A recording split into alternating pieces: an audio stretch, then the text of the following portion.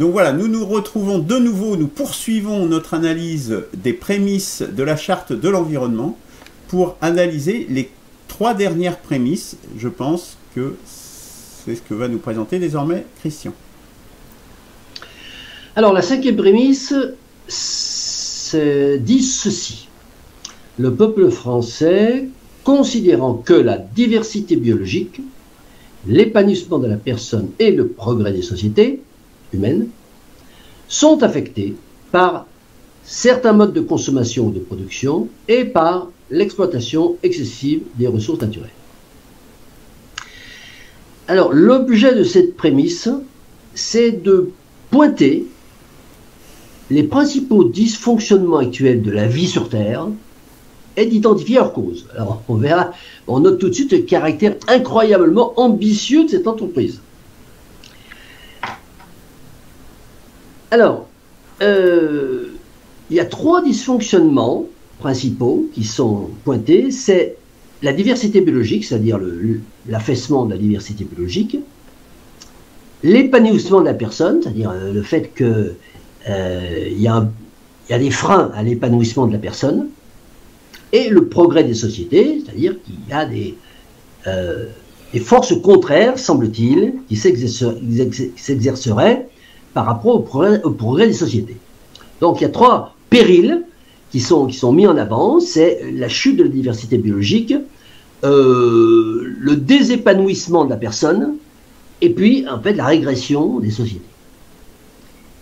Alors, moi, ce qui me frappe, c'est que cette énumération qui crée de la confusion dans la mesure où elle place sur le même plan des notions de nature très différentes. Hein, c'est le principe de mélange des torchons et des serviettes, et là, en l'occurrence, on mélange des évaluations objectives et des évaluations subjectives. Hein. Bon, la diversité biologique, bon, on peut la quantifier de façon objective. Hein. On va quantifier le nombre d'espèces qui a disparu ou qui diminue, etc. Donc ça, sont très objectives. Par contre, savoir si la personne s'épanouit ou s'épanouit pas, savoir si la société progresse ou pas, d'abord ça dépend de la notion de progrès, qui est une notion extrêmement polysémique et surtout polémique, je dirais politiquement polémique. On peut avoir des notions très très différentes du progrès selon la philosophie qu'on a. Donc déjà, premier problème dans l'exposé de cette prémisse, c'est que les 3 périls qui sont pointés, d'abord, sont-ils les périls les plus importants? Bref, enfin, c'est encore un autre débat, voilà. Mais c'est surtout ce mélange, et surtout pour l'épanouissement des personnes et le progrès des sociétés, qui ne paraissent pas du tout évidents quant à la quantification de cette affaire. Alors, ces 3 périls, ils sont issus de 2 causes principales, si on en croit cette prémisse. C'est, premièrement, certains modes de consommation ou de production, et deuxièmement, l'exploitation excessive des ressources naturelles.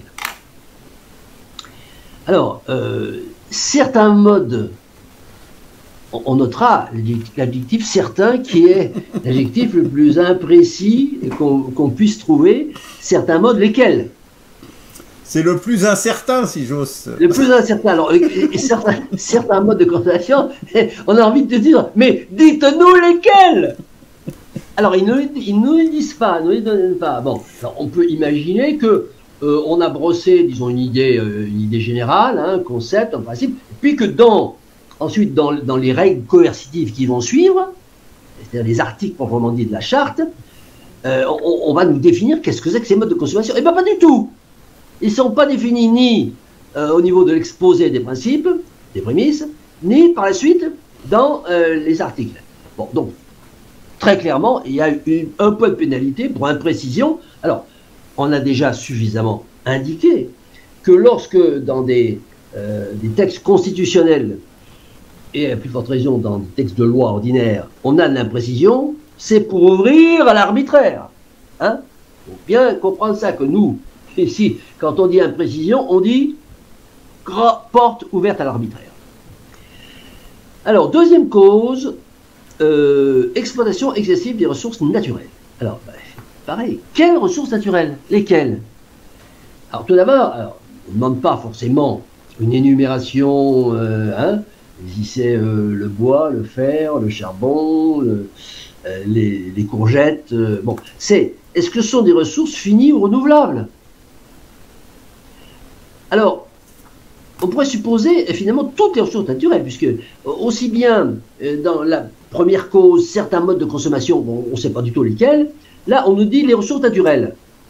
Bon, donc, on peut supposer que ce sont toutes les ressources naturelles, qu'elles soient finies ou renouvelables. Bon, on attendrait quand même une précision, mais il n'y a pas de suite non plus dans la charte. La charte, on n'a rien là-dessus. Donc, un autre point supplémentaire de pénalité pour imprécision pouvant conduire à l'arbitraire, etc. Donc, en conclusion, je pense que j'émettrais l'avis, la sanction, que cette cinquième prémisse, c'est la prémisse la plus navrante des 7. Pour moi, c'est un salmigondi de notions amalgamées entre elles, et qui, globalement, c'est du niveau d'une cour d'école de discours dans une cour d'école primaire. Voilà pour la cinquième prémisse. Je propose qu'on enchaîne sur les suivantes. Ah ben non, on en débat. Ouais. Non, enfin moi, je suis d'accord avec tout ce que tu as dit. J'aurais ajouté, moi, juste une chose, c'est que, en fait, quand il parle de certains modes de production, l'exploitation excessive des ressources naturelles, c'est une redite, puisque la production, c'est l'exploitation des ressources naturelles. Donc, en plus, il y a une redite. Donc, en plus. Ouais, là, pour le coup, je suis pas tout à fait d'accord. La production est différente des ressources naturelles. On peut extraire une ressource et la produire de façon différente, de façon plus ou moins polluante, etc. Mais enfin bon. En fait, je suis d'accord sur la façon qu'a Christian d'aborder tout cet article. Effectivement, sa conclusion, je la partage. Il est intéressant de noter que parmi les périls identifiés, il n'y a pas les périls, que les puissants actuels et ceux qui sont censés sans doute avoir participé à la rédaction ne parlent pas, je ne sais pas, de leur dada que sont par exemple le CO2, la surpopulation ou ce genre de choses qui sont pourtant identifiées sans complexe comme étant des périls. Voilà, alors donc la diversité biologique, l'épanouissement de la personne et le progrès des sociétés humaines, ce sont les 3 périls identifiés. Oui, ça pourrait, par contre, la surpopulation et le CO2 pourraient aussi faire partie des causes, ça dépend de comment on a envie de la rédiger, mais en tout cas, ces dadas-là ne sont pas identifiés dans cet écrit, donc voilà, ils vont vraiment pas au bout de leur raisonnement ou assument pas totalement le fait de l'écrire à cet endroit-là, je ne sais pas, interprétation sur les rédacteurs là, mais je suis d'accord sur toute la façon dont Christian a présenté cet article. Vas-y Christian, pour conclure, puis tu peux enchaîner sur le suivant. Juste deux petites choses sur ce que vient de dire Jean-Charles, que j'approuve. Alors, le réchauffement climatique, bon, on n'en parle pas en tant que péril. Oui, c'est vrai, on peut se demander pourquoi, mais en 2005, on n'en parlait pas tant que ça. Hein. Voilà, c'est le coup du GIEC, c'est venu quand même. Bref, on n'en parle pas. Voilà. Ce serait bien intéressant peut-être de voir pourquoi. Alors, par contre, la surpopulation, mais Jean-Charles, c'est tabou. Nulle part.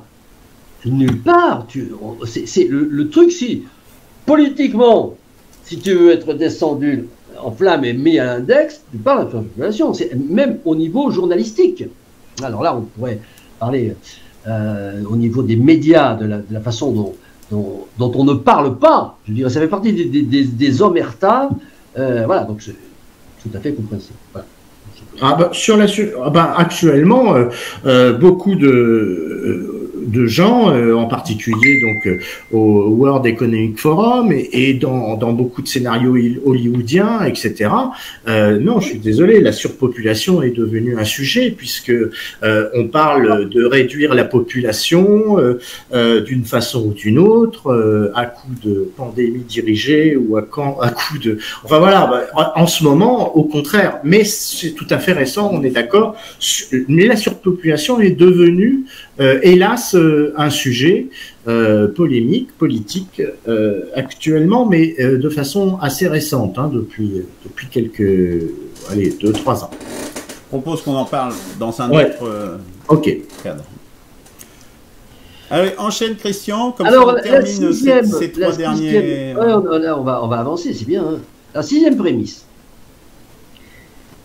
La sixième prémisse dit ceci. Le peuple français, considérant que la préservation de l'environnement doit être recherchée au même titre que les autres intérêts fondamentaux de la nation. La préservation de l'environnement doit être recherchée au même titre que les autres intérêts fondamentaux de la nation. Alors, tout de suite une question. Qu'est-ce que c'est que les intérêts fondamentaux de la nation? Alors, les intérêts fondamentaux de la nation, ça ne se trouve qu'à un seul endroit, c'est dans le Code pénal. C'est l'article 410.1 du Code pénal qui dit que les intérêts fondamentaux de la nation sont l'indépendance de la nation, l'intégrité de son territoire, la sécurité, la forme républicaine de ses institutions à la nation, les moyens de sa défense et sa diplomatie, toujours ces intérêts fondamentaux de la nation, la sauvegarde de sa population en France et à l'étranger, les Français de l'étranger, ces intérêts fondamentaux de la nation, l'équilibre de son milieu naturel et de son environnement, et puis les éléments essentiels de son potentiel scientifique, de son potentiel économique et de son patrimoine culturel. Voilà, ça c'est de façon très précise, limitative et exhaustive, les intérêts fondamentaux de la nation, et ça se trouve dans le Code pénal, l'article 410.1, et ça date de mars 1994. Donc, ça a été écrit antérieurement à la Charte de l'environnement. Donc, cette sixième prémisse, qu'est-ce qu'elle fait? Elle ne fait que rappeler cette disposition coercitive, une disposition coercitive, parce que l'article 410.1, d'abord, il est dans le Code pénal, hein, et puis il énonce tout ça que pour énoncer ensuite des sanctions si on est en infraction par rapport, si on a un comportement qui entre en infraction par rapport aux intérêts fondamentaux de la nation. Donc tout ça, c'est extrêmement sérieux, extrêmement précis, extrêmement codifié. Du coup, là, on n'est pas du tout dans la précision. Donc, cette sixième prémisse ne fait que rappeler une disposition coercitive disons, d'un code juridique qui relève de la loi ordinaire, hein, qui ne relève pas du bloc de constitutionnalité, ni même d'une loi organique, en précisant toutefois préservation, puisque dans l'article 410.1, on a intérêt fondamental de la nation préservé, enfin, intérêt fondamental de la nation, c'est l'équilibre de son milieu naturel et de son environnement, et la sixième prémisse précise en disant préservation. Bon, alors moi, j'ai rien à dire par rapport à ça. D'une part, d'un point de vue strictement technique, mécanique, on n'est pas dans la précision, on n'est pas dans l'inclarté et on n'est pas dans l'incohérence, puisque on ne répète que on pourrait s'interroger sur le fait est-ce que c'est nécessaire de répéter dans la Constitution quelque chose qui est écrit dans le Code pénal. Alors, bon, je dirais d'un point de vue tatillon, hein, disons d'analyste constitutionnaliste tatillon, ça paraît un petit peu, disons, régressif de rappeler dans la Constitution quelque chose qui existe dans le Code pénal. Mais enfin, bon, mis à part cette réserve, somme toute réserve de forme, j'ai rien à dire sur cette sixième prémisse qui me paraît somme toute acceptable. Alors je vais réagir en premier si vous le voulez bien. Oui, bon bah, la chose dont on pourrait s'étonner en définitive, c'est que ces intérêts fondamentaux de la nation ne soient pas énoncés dans la Constitution. C'est assez, ça me semble l'endroit le plus... Code pénal. Alors c'est dans le Code pénal, et j'ai regardé l'article, qui dit « Les intérêts fondamentaux de la nation sont au sens du présent titre ».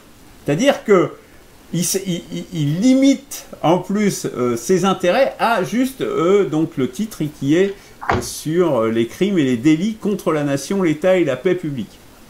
Donc c'est vraiment, il veut surtout pas que ça s'étende à l'extérieur. C'est vrai que c'est un petit peu curieux, mais bon, voilà, c'est juste un petit commentaire.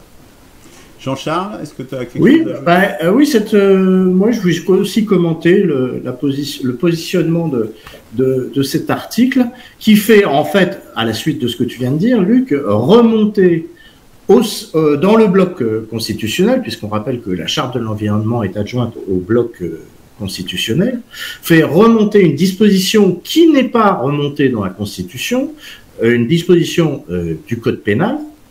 C'est une chose qu'on peut féliciter, enfin se satisfaire de cette remontée. Et Luc, je suis tout à fait d'accord que de constater que ces dispositions qui concernent les intérêts fondamentaux de la nation, il y a un hiatus sur le fait qu'ils ne soient pas inscrits dans la Constitution. Et là, d'une façon partielle ou même partiale, on a la remontée d'un des éléments de ces intérêts fondamentaux qui sont cantonnés au Code pénal dans le bloc constitutionnel, ce dont on peut sans doute se satisfaire. Et voilà, et on peut à la suite de ça revendiquer, mais ça c'est un autre sujet, la remontée de ces intérêts fondamentaux inscrits dans le Code pénal dans le bloc constitutionnel. Mais ça c'est une autre affaire. Oui, Jean-Charles, Christian ? Alors oui, c'est peut-être pas vraiment une autre affaire, parce qu'on est là aussi pour débusquer, pour souligner les bizarreries coupables du rédacteur constitutionnel. Parce que ça relance, en fait, ce qu'on vient de dire, ça relance ce problème du bloc constitutionnel et, disons, de la jurisprudence de notre ennemi qui s'appelle le Conseil constitutionnel, enfin, bon, notre ennemi, disons, de cette chose fantoche qui s'appelle le Conseil constitutionnel, et qui s'est installé dans le bloc constitutionnel. Vous y entendez, il n'y a pas que la Constitution de 58, il n'y a pas que la DDHC, il n'y a pas que il y a aussi notre jurisprudence. Alors ils appellent ça, on en a parlé déjà, Luc, mais ça il va falloir qu'on... Les PPFCRR, il y a les CCVV, machin, tout ça. Bon, tout ça, c'est des trucs que les 9 pèlerins du on dit, ah ben, attendez, non, mais ça, nous, on pense que ça a valeur constitutionnelle. Voilà. Mais c'est un scandale. Bon. Et donc, du coup, alors là, c'est un petit peu différent parce que ils ont été chercher un truc parce que le troisième bloc, la troisième partie de ce bloc, la première c'est la Constitution 58, la deuxième partie c'est ce qui a été jeté après, puis la troisième partie c'est tous ces principes-là. C'est du non-écrit. C'est du non-écrit. Bon.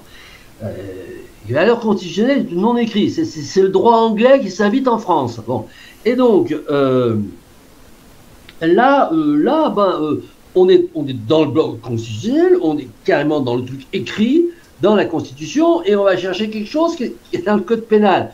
Bon, ça montre, chaque fois qu'on dit votre truc il est bricolé, ça vraiment, c'est mal ficelé, disons, ça vaut, en termes, disons, si tu as une épreuve, j'ai pas de licence, deuxième année de licence de droit constitutionnel, tu fais ça, tu as 0, tu vois, à ton devoir.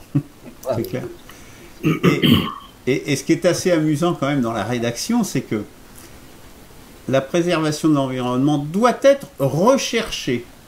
Ouais, ah oui, ouais, mais ça c'est la mais- façon non, mais- forte, Quand c'est tu la le mets, façon- non mais attends, quand tu le mets en rapport, Alors, au même titre que les autres intérêts fondamentaux de la nation, c'est-à-dire, en gros, c'est même pas une incorporation de ces intérêts fondamentaux de la nation, ils doivent être juste recherchés.